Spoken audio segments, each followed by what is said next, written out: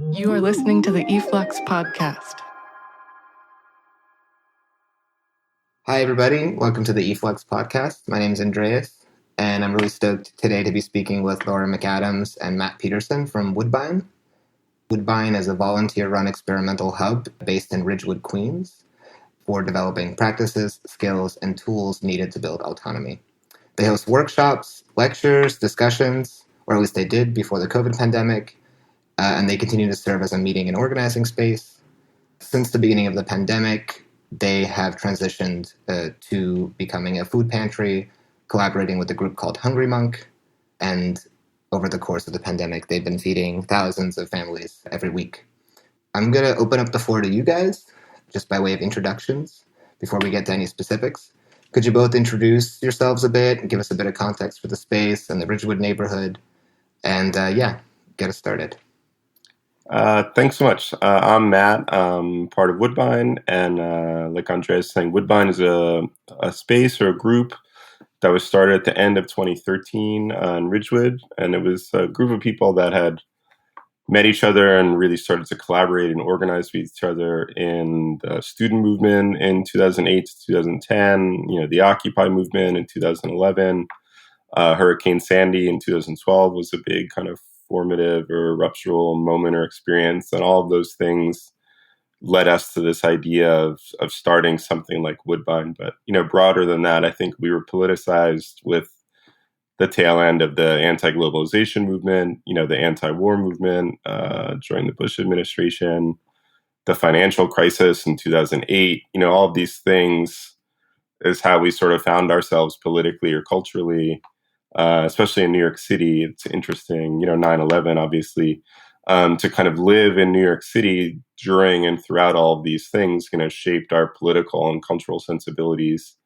And that all sort of went into starting Woodbine at the end of 2013 is when we started to move to Ridgewood. And, it's a cultural space and political space and organizing space that really became a hub or a headquarters for lots of different practices and experiments. And, myself, I do work, creative work and film and video and archival work. And, I think I was interested or influenced by people like, Jonas Mekas or Ian Mackay or Fela Kuti, who combine like an individual creative artistic practice with a practice of building a kind of context or infrastructure, institutions for that work to exist within. And I think Woodbine kind of has that dynamic for lots of people who've passed through it. We can't just have like an individual practice. It's people who are interested in collaborative or collective practices and building kind of worlds for those things to exist within. That was, at least for me, part of what went into it or how we started it.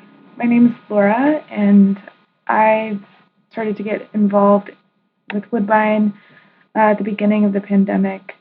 I had been working in the art world as a studio assistant for a couple of blue chip and Lower East Side artists for the past 3 years, and have my own creative practice, primarily making sculpture, and was feeling for a while frustrated with the interest in political thought and social issues in the art world, but lack of engagement in them. And then during the beginning of the pandemic, being exposed to mutual aid, I saw that I could kind of participate and use my role as like a worker in this other way. And it's been a great way to reframe my administrative organizational skills for collective change through the political values I have. And it felt right to get involved with Woodbine because it's this collision of the ideas that I am interested in and the activity as well. Yeah, that's super interesting, sort of talking about skills in that way. I know personally I've been thinking a lot about kind of this connection between the so-called art world and like more kind of cultural institutions and more autonomous projects, and sort of like the transversal nature between them, more in terms of like a retooling rather than a reskilling, like taking skills we have in some places and kind of moving them elsewhere. But I think before we get into that, which I know all three of us are super interested in, could you give kind of a bit more context on the logistics of the food pantry and like how you've been working on it since, I believe, March it started, or maybe April. Matt, do you want to talk about the beginning of the pantry, and I can talk about how I got involved with it, maybe? Sure, yeah. So in March, when there was the state of emergency declared, in the city and the state, we had to shut all down the cultural programming and the events programming and the meetings in the typical way we would use the space. But we still had the space, obviously, and a lot of us, became unemployed, so we had all this time in our hands. And some friends of ours had started volunteering with Hungry Monk, which is a homeless outreach organization and that was doing a kind of food pantry even before COVID. And they kind of recognized the need or situation really early. So they started almost immediately doing daily food distributions, but we could tell they were already kind of maxing out or reaching capacity. So when we had the space, we offered to open up a kind of satellite location to their efforts. So we were able to alternate days. So, we did Wednesdays and Fridays, and they did Tuesdays, Thursdays, and Saturdays. So we were able to kind of cover, most of the week between us, and basically built from the beginning in March, a kind of collaborative effort between both spaces in Ridgewood to kind of distribute as much food as we could in the neighborhood. And, those kind of alliances or partnerships are something we were interested in before. And maybe like Laura's saying, a lot of people are always interested in kind of community organizing or neighborhood outreach or something. But, it takes a crisis situation to see if those ties or bonds are real. And, with Hungry Monk, we were able to really jump in and, people really committed. And it wasn't just like a pop-up kind of experiment intervention. We committed to do it as long as we could, or as long as it was needed, or as long as we were able to find food. And, now 10 months later, it's still going on both parts. Maybe Laura could talk a bit about, finding the food and those logistics or donations or, the different dynamics that have gone into sustaining it this long. Yeah, so that was one of my primary things that I thought I could bring to the table at the beginning of the pandemic. And I got really involved with first looking for food through government resources, through elected officials. And that was really interesting because we would sometimes get like 200 boxes of really amazing produce. But it's just one day and for out of the month. And, we have 2 distribution days every week.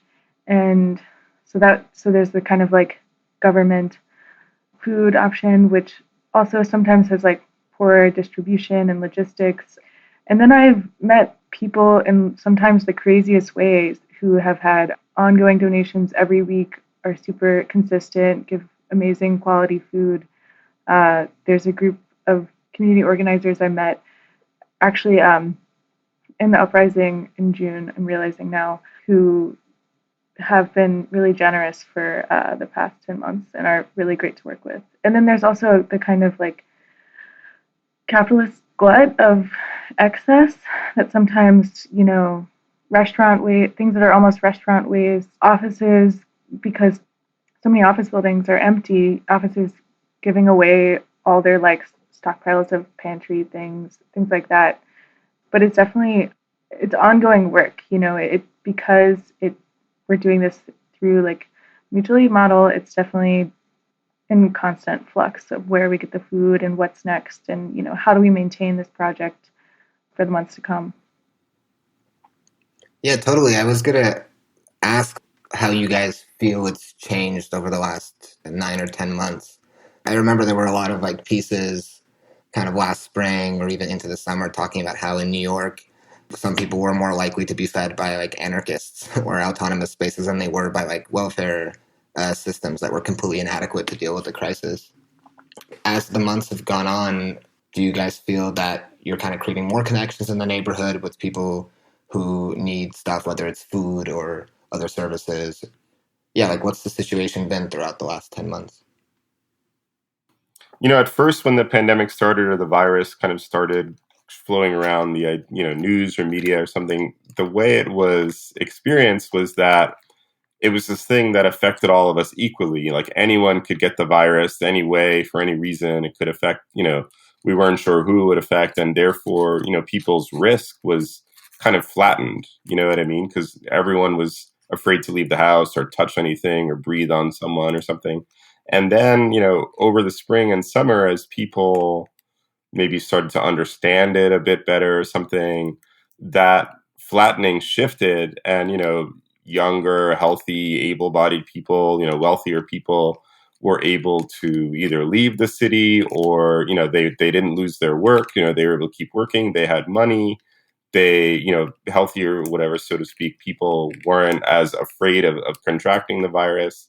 So it really shifted, the quote unquote like disaster really shifted from something that everyone felt vulnerable to basically something where it shifted from like quote unquote disaster relief to kind of poverty relief, for lack of a better word, as that was like traditionally understood, where people that couldn't afford to leave, that lost their work, that weren't able to access government aid or resources for various reasons, they were the ones who were mostly affected. A lot of people, never lost their jobs, never lost their paycheck. They didn't really, some people never needed a paycheck or a job in the first place, or they had second or third homes that they could go to and kind of ride it out, living off of Amazon and Seamless and Netflix and Zoom and shit like that.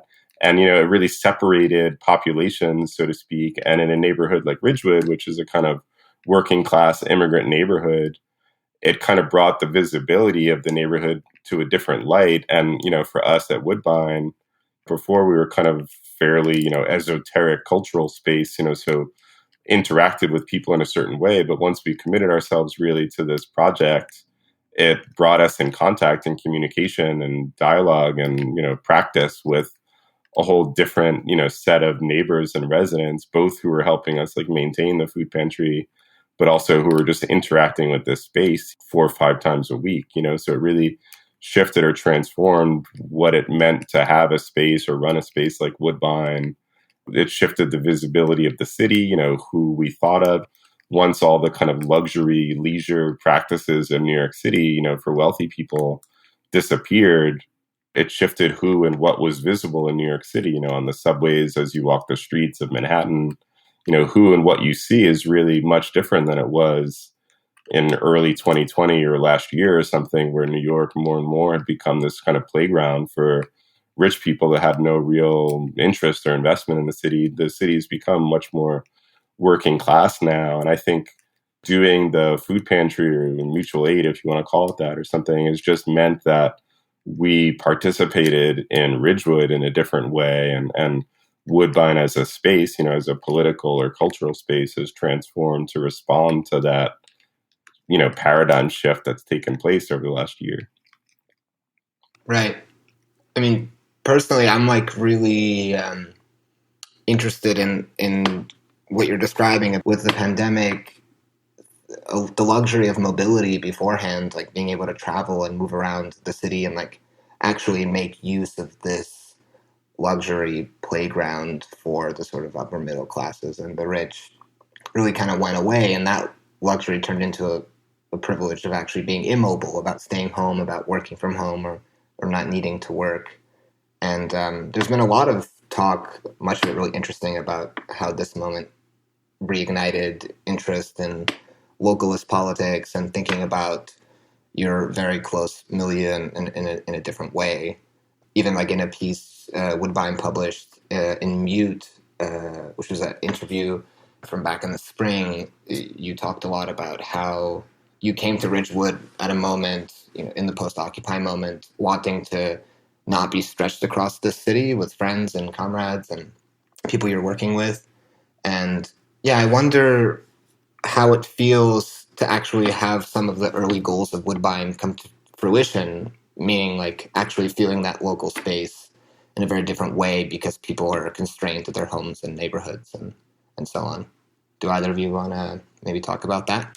Yeah, I would say that while I wasn't around at Woodbine in the beginning, I think of the space, being more involved with it recently, even just over the course of the summer, I could feel that change. Matt was talking about the visibility of poverty being like, and the working class nature of the neighborhood being more real to us now with all the like luxury nature of New York City leaving. But I could feel the shift just in terms of the people growing, going there to the pantry to pack food or distribute food, or doing meetings on Zoom for like donations or different plans. The volume of interest has really grown, and I've personally met people I don't think I would have ever met in other scenarios. And there's definitely something about it being in person. I think a lot of cultural spaces took this moment and they went virtual, and also coming from the art world, it's hard not to think about like gallery shows, even fairs. I mean, it's very opposite strategy of sustaining themselves, but how that's just more isolation, and this being hyper local and being in person strangely like expanded the space. Yeah, I think even before the pandemic, we were already experiencing that kind of dynamic. And, I think even like Bifo talked about this, where it's like the only people who carry cash around now are poor people, so it's like people that have to, touch things, like touch objects and exchange objects hand to hand is becoming this kind of vulgar, crude, dynamic where it's like people that have to meet and talk in person and exchange paper bills and coins and food and bags of things is this kind of like wretched, trashy, way of living. And the counterpart is this sanitized, clean delivery, box that's left outside your door and you don't have to look the delivery person in the eye, kind of transition. And Woodbine has always been this attempt to inhabit the city in this different way where it's like we're living together, we see each other, we share a space, we share meals, we talk together in person. And more politics was already becoming online, with people's Twitter personas and Instagram and podcasts and, things like this where everyone's producing things for a screen to be consumed, individually at home.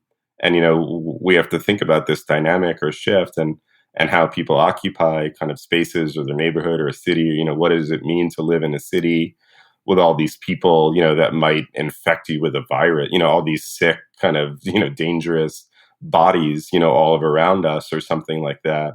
And we have to kind of think about what it means to live like that. And what does it mean to be socially engaged if you're afraid, if you're living in fear and kind of disgust or contempt of other people's bodies. And, food becomes this really interesting mediation, because it's like, it's a real physical thing, it perishes, it goes bad, it has like a timeline of when it can exist or not exist, and things like that. And it's, it's just been an interesting process for us to kind of dive in and experience the city in that way and kind of transform the space, to face those questions.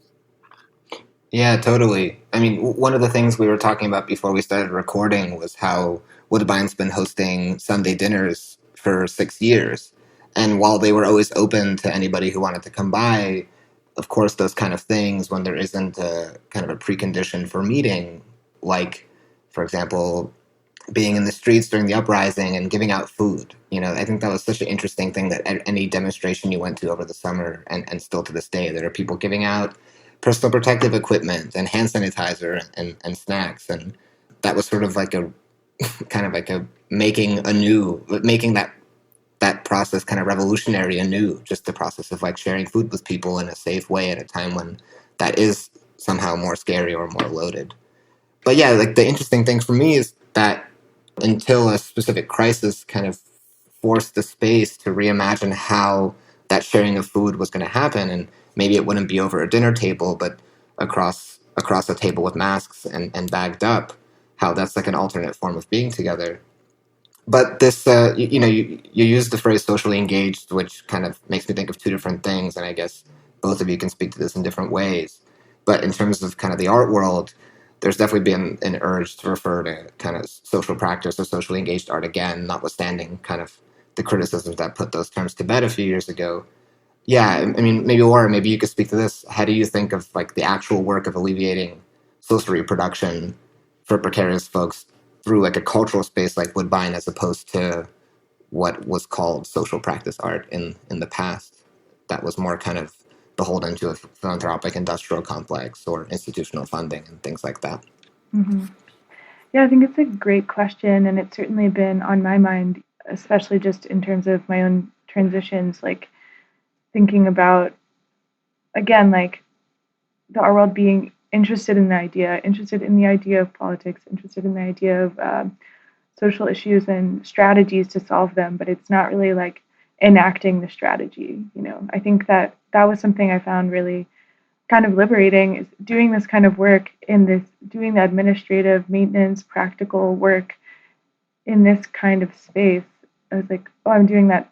I do that anyway. I might as well reframe it and make it towards solutions, towards goals, like towards community care. And, I personally have had very little inspiration this year outside of like everyday life. And I think that something that I've seen at Woodbine is that, again, like you said, it's a space for food, craft. There was a mask making night at the beginning of the pandemic when that was like an urgent need. There's a kind of like rejection of solution-based model and embrace of like working. And, I think that that's the challenge of like socially engaged art, is it proposes the idea, it proposes the context, but it has a time limit. How I've been thinking about it lately is like the work is an arc.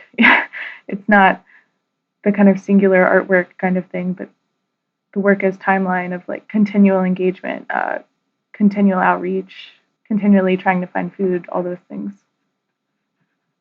Totally. And I guess the other way to think about socially engaged, although of course we can do away with that term, but is instead with a term that Woodbine proposed in a number of texts last spring, which I really like, disaster confederalism, which, if you'll allow me to quote, you guys wrote that it's about building the conditions for a kind of infinite strike in which communized resources and infrastructures have a crucial role to play, not only in immediate material survival, but in building bases of autonomy for a citywide network of dual power. And I think that's a really nice way of putting it, and also a really kind of convenient way of getting out of the argument that kind of appears every time there is a specific crisis, like Hurricane Sandy, one that calls for disaster communism. But kind of to your point, Laura, like you could activate a disaster communism, but where does it go when the so-called disaster is gone? When we know that these disasters are kind of like long-lasting. Like, I mean, there were 3 times as many empty apartments in New York City as there were unhoused people before the pandemic, and I'm sure it's way worse now. And sort of the needs for food and the needs for housing, it's not that they only arrived with this one pandemic. But Matt, do you maybe want to talk a bit about the term disaster confederalism and how you're thinking it, and like how you see Woodbine's place in this sort of ecosystem of groups around the city, whether they be new mutual aid programs, projects, or stuff like, Take Back the Bronx and NYC Shut It Down, that have been feeding people in the Bronx for a few years, and like this larger ecosystem that exists? Yeah, I mean, I think the Occupy movement was an interesting reference or example of this sort of like mimetic form of the public plaza occupation that, took place in, maybe more than 100, I don't know, hundreds of American cities. And they were basically these mutual aid hubs. People would come together and they would have food and supplies and working groups and meetings and discussions or something. And, they were all, these encampments were like reproducing themselves. So figuring out how to do that while simultaneously thinking about the financial collapse and the kind of mismanagement of bailouts and things like that. I think now, 9 years later, the proliferation of mutual aid hubs and groups, throughout the country or throughout the world really is a kind of similar reenactment of that, where people spontaneously, formed all these groups that were dealing with social reproduction, reproducing themselves, how to distribute food and PPE and different resources, building, infrastructures of cars and drivers and to deliver things and, take people to appointments and things like that. I think, the idea was both in Occupy and I think in this, to think of the extent to which those formations or relationships could be seeds for kind of new political identities or formations or groups or something like that. And Woodbine was, participated in both of those movements or waves. And our kind of hypothesis after Occupy was to build something a bit more material. So it wasn't just our friendships or relationships, but we would have, material infrastructure like a space or, building, a community garden or building a CSA network or building, a cafe and all the houses, that we, rented nearby each other to become a bit, hopefully a bit more of a resilient community. And I think, like you were talking about before, COVID really was the test to the extent to which we could see if it worked, if that network could be mobilized to a new crisis or rupture or something. I feel proud or satisfied, the extent to which we've been able to respond. And I think the confederalism idea is basically a riff off of this Kurdish idea, which is itself, coming from Murray Bookchin, this American anarchist philosopher.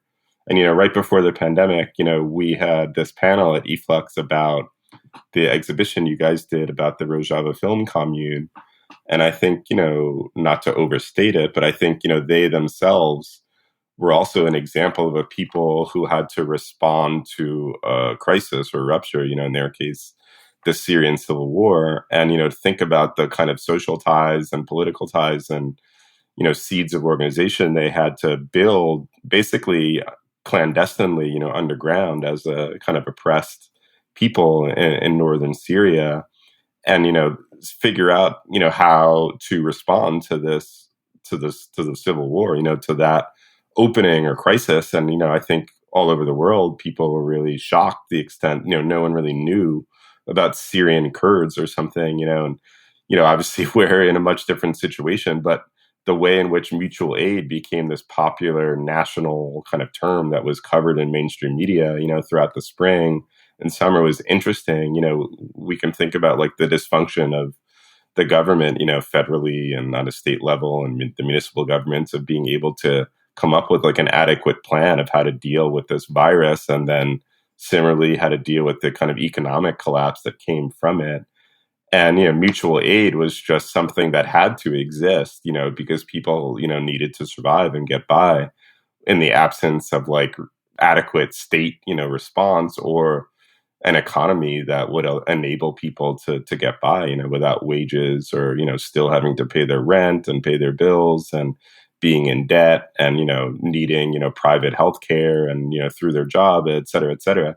So it's like, I think the horizon or the hope that we were thinking of is the extent to which, 9 years after Occupy, all of these mutual aid formations would accelerate or encourage a different way to people to inhabit wherever they found themselves, to do local community organizing or connect to different physical spaces, churches, like Hungry Monk, cultural spaces like Woodbine or whatever else, and see how you could use your time and the resources around you to build a network to survive within, so you and your neighbors could survive. I mean, that's really what we were trying to thinking about. And a year later, there's still just as much uncertainty about the virus and the economy and how we'll get by and what living in New York City will mean culturally or whatever as artists. We have to dive into the context we find ourselves in. And that's the situation we're living in right now. So we have to figure out how we are relevant or sort of make sense in that paradigm. Right. I mean, I think this point about mutual aid coming from necessity is quite important. And I think one thing that I've taken away from working with and sort of like reading about various of these mutual aid formations is the fact that necessity was always there, but you have to kind of intervene in it in a meaningful way that has longevity. Like I know that you guys put out a free newspaper that, along with the food pantry, called Free Ridgewood. And I was just reading through it last night in preparation, and I noticed that Shalene Rodriguez from Take Back the Bronx kind of talked about how in the 90s in the Bronx, which was incredibly poor, as sort of gentrification moved kind of south and into Brooklyn, how mutual aid was there by necessity, even though maybe it wasn't called mutual aid. Or you think about places like the Rojava. But I guess the question I had for you guys about this is more, as mutual aid sort of as the term mutual aid gets more and more common, even as like mainstream media is maybe less interested in covering it, many have like voiced a critique that if the mutual aid is uncoupled with a process of politicization, it can quickly change into structures that resemble charity or not-for-profits that obviously come with their own kind of setbacks and problems, not to mention complicities. But I guess maybe Laura, you could tackle this, but how sort of in the connections that you're creating with distributors and other groups, like how do you create meaningful political connections with folks? Yeah, I think it's a great question, and I also think that, as my, previously describing my role as like as a worker in our world to like this new form of worker, it does seem to matter the way that I, in my own attempts at making connections and organizing, that just to be a little bit accepting of like the chaos, and realizing that when I do need things to be, when there is like this need to organize, like it does have this like, it does start to replicate NGO structures, charity structures, and not organize like network, but really like streamline or something. And that's what's been really amazing about the food like distribution challenge, is that I think Matt touched on this too, but because food is perishable, it kind of defies perfect capitalist logic, and there's always going to be some chaos in sourcing it, finding someone to move it to a new place, things like that. So that's a big thing. It's like it kind of embracing the precarity. I think the real contrast I would say is in a more NGO scenario, you're trying to like streamline, and again, like very much in line with like Woodbine's history and strategies. Now my strategy is much more just like network, talk to as many people, meet as many people as possible. And that's been a really interesting like working change. And then also it's really to getting to know all the people in the Pantry Project on all levels, like people who are only comfortable doing the Zoom calls and emailing people, try and get food sources, and then people who show up to the pantry, receive food, who have become increasingly involved in like and distributing the food and packing and all those things. I think that kind of like engagement on all those different levels has become really important. It's interesting, Andreas. Yeah, well, like you were talking about this picket line, right now in terms of logistics, the picket is, at the Hunts Point Food Market, which I think is one of the largest food depots in the world. And, the New York City, infrastructure of food is, for better or worse, incredibly centralized there. And I think, it's workers there who are asking for a raise. Like this whole economic collapse and kind of viral, disaster that we're experiencing, really puts you in contact and visibility with logistics and the excess and dysfunction of how governments and economies and markets kind of manage populations and things and stuff. And, Woodbine, we've just been trying to enter into that supply chain to extract from it, as much as we can to redistribute for free, to communize as much food as possible. And, it's interesting now, I can't claim to be an expert, but, now this strike, this picket, at the food market, it's an interesting, coming to a head of all of these kind of logistical breakdowns of, how the market works and how labor work, the idea of like essential workers and, the $15 minimum wage and the vaccine, this crisis is really bringing all these questions to light in a way that, was not, it was so accelerated in a way that was unimaginable before, that we can all just point to these things and they're just so clear and obvious. You were talking about politicization, but all this stuff is just right there. It's just so, it's so much easier to point to kind of build some kind of radical pedagogy because everything's just right in your face. I'd never remember in New York City, you're from here as well, Andreas, food lines. Like in our lifetime, that was something associated with like the Soviet Union or like the dysfunctional, it was inconceivable that for 10 months we would have food lines, for hours and hours each day in New York City, but here we are. And, now we have this strike or picket, at the precise source of all of this food.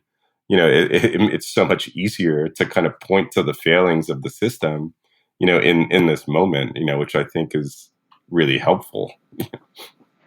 I think that's... Laura, did you want to say something? No, I just think it's an interesting point.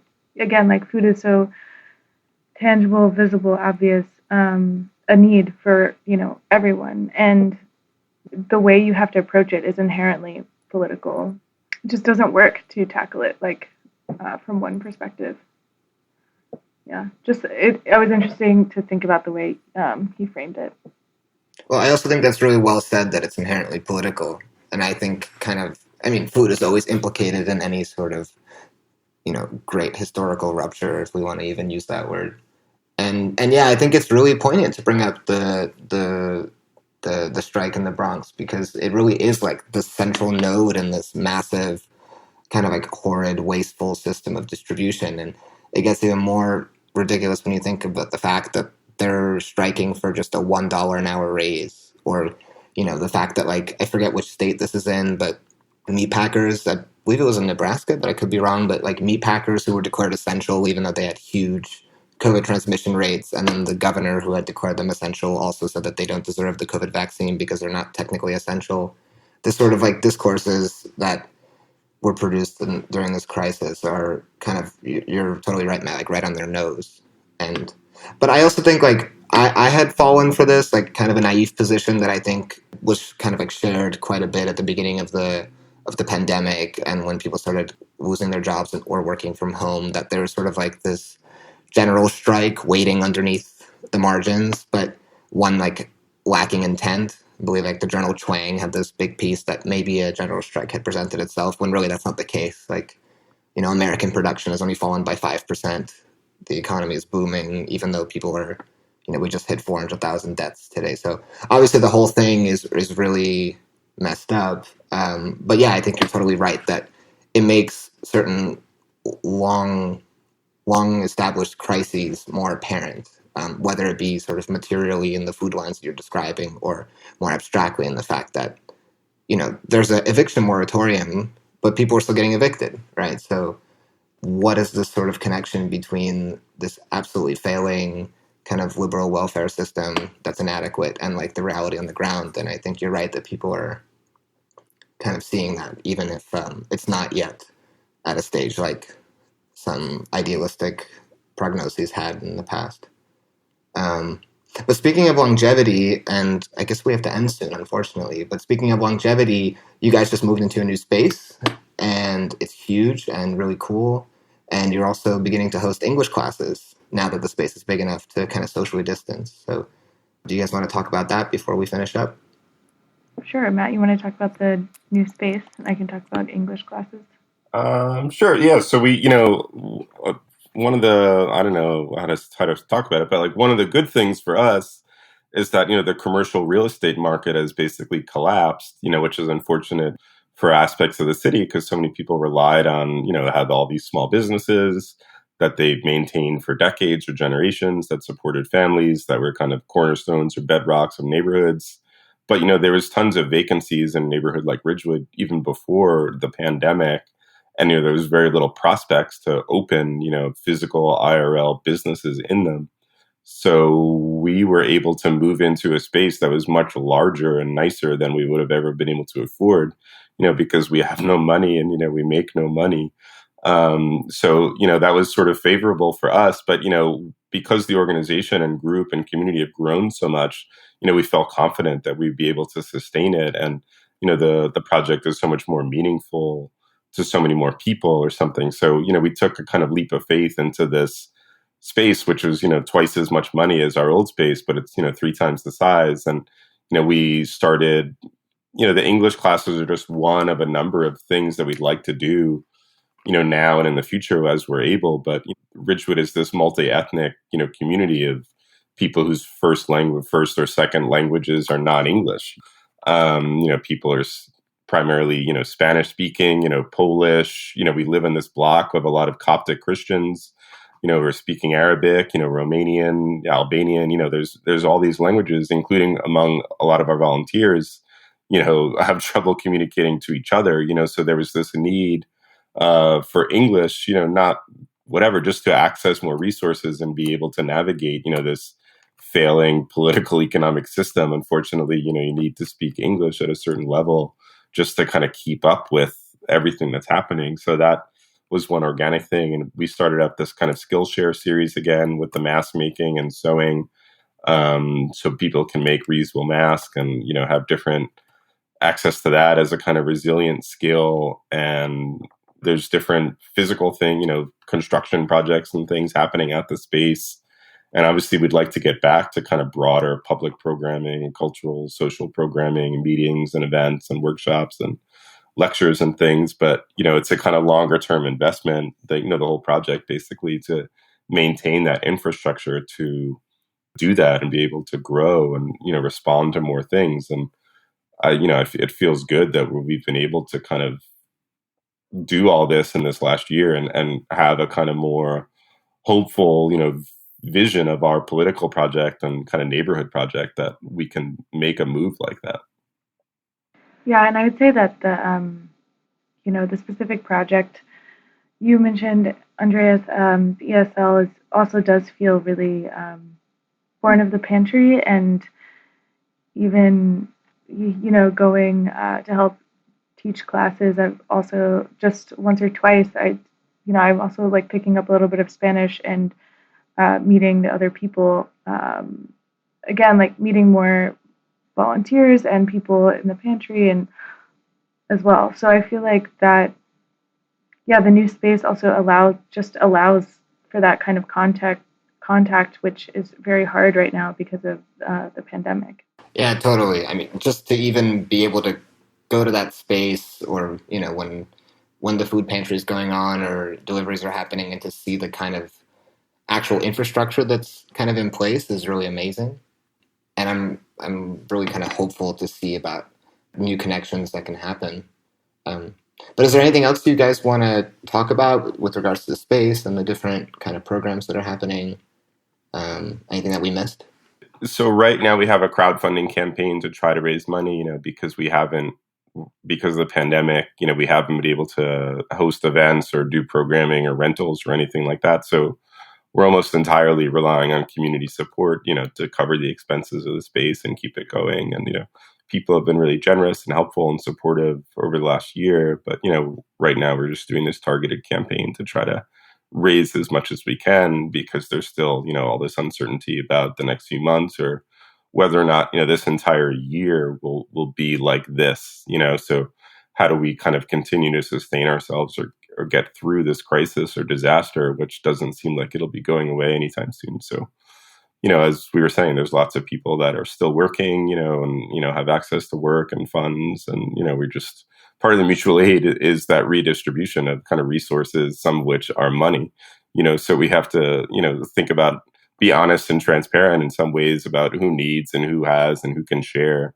money, is a very simple thing, like food, unfortunately. So that's what we're doing right now. And where can people donate? Right now we have this GoFundMe drive, but we also have like monthly, forms where people can contribute on With Friends or Patreon or something if people want to become regular contributors. And I guess, we can share the links or whatever, and whatever post, this is attached to.